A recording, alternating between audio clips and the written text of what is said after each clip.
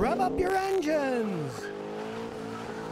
Emer Cerna says, Scotty, how can you tell if a car has a blow-by engine? Thanks a lot. Okay, blow-by is when your piston compression rings are worn, and instead of sealing it inside as it fires, the pressure blows past the piston rings into the crankcase, and then it's got to blow out somewhere else, like sometimes into the air filter, sometimes it'll blow your cam seals or your crank seals.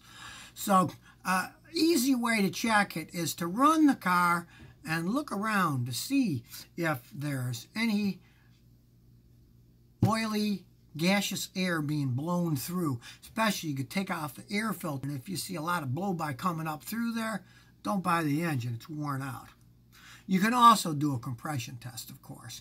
You do a compression test, it's a little harder to do, but you take out the spark plugs, put a compression gauge in, and if it's got blow-by, the pressure's going to be low, and then you don't buy the engine. Don't buy the car.